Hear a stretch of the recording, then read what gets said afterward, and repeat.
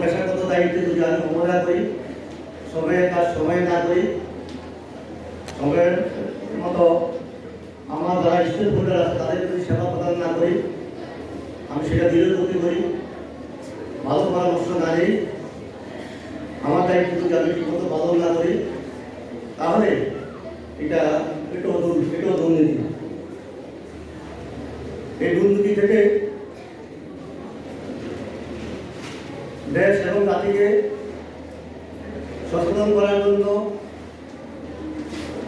দেশ ও জাতির মধ্যে দুর্নীতি প্রতিরোধ গড়ে তোলার জন্য চট্টগ্রাম উপজেলা দুর্নীতি প্রতিরোধ কমিটি 2007 সাল থেকে নিরলসভাবে কাজ করে যাচ্ছে। সেখানে আমাদের যতগুলো স্কুল এবং মাদ্রাসা আছে, প্রতিটা প্রতিষ্ঠানে 10 জন শিক্ষার্থীদের নিয়ে সততা সংঘ গঠন করা হয়েছে এবং সেটা চলমান আছে। চট্টগ্রাম উপজেলায় 11টা প্রতিষ্ঠানকে সততা স্টোর প্রদান করা হয়েছে।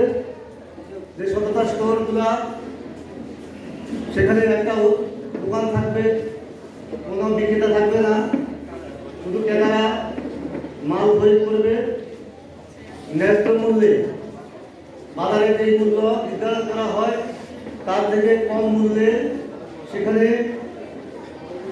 শিক্ষার্থীরা শিক্ষা উপকরণ ক্রয় করবে। এটা চট্টগ্রাম উপজেলায় চলমান প্রক্রিয়া হিসেবে আছে এবং আমরা এই বিষয়গুলো মনিটরিং করছি। তাছাড়া দুর্নীতি প্রতিরোধ কমিটি প্রতি বছর উপজেলাব্যাপী বিতর্ক আয়োজন করে থাকে। প্রথমত স্কুল পর্যায়ে প্রতিযোগিতার মাধ্যমে স্কুল পর্যায়ে একটা দল হয়, পরবর্তীতে প্রতিটা প্রতিষ্ঠান থেকে একটা দল উপজেলা পর্যায়ে অংশগ্রহণ করে এবং সেখানে পুরস্কারের ব্যবস্থা করা হয়।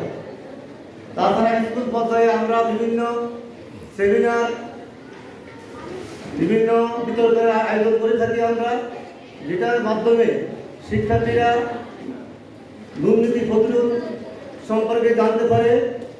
দুর্নীতি প্রতিরোধ কমিটির লক্ষ্য এবং উদ্দেশ্য হলো যে আমাদের যে প্রতি শিক্ষার্থীরা আছে, কোমলমতি শিক্ষার্থীরা আছে, তাদের যে সুপ্ত প্রতিভাগুলো আছে, যাতে বিকশিত হওয়ার সাথে সাথে তাদের জ্ঞান মননে এই জিনিসটা জাগ্রত হয় যে দুর্নীতি করা যাবে না। আমি যত বড় হব, শিক্ষা শিক্ষিত হব, কোনো অফিসের বড় কর্মকর্তা হব, প্রশাসনের কর্মকর্তা হব, যাতে করে আমি ছোটোকালে আমার স্কুল পর্যায়ে বা কলেজ পর্যায়ে প্রতিরোধ কমিটি বিভিন্ন সেমিনার, সিম্পোজিয়াম, বিতর্কের মাধ্যমে আমাদেরকে যে শিক্ষাটা দিয়েছেন, অনুপ্রাণিত করেছেন, এটা আমার বাস্তব জীবনে প্রয়োগ করব। সেই হিসেবে আমরা কাজ করে যাচ্ছি।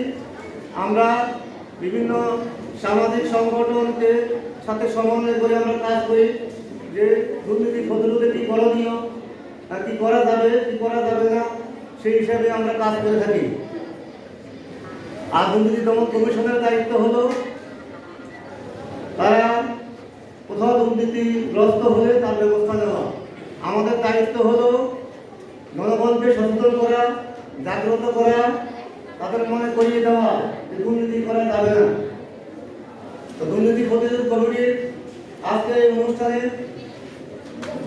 প্রধান অতিথি হিসেবে উপস্থিত থাকার জন্য স্যারকে ধন্যবাদ জানিয়ে যারা উপস্থিত হয়ে অনুষ্ঠানটাকে বাধাগ্রস্ত করছেন তাদেরকে ধন্যবাদ জানিয়ে আমার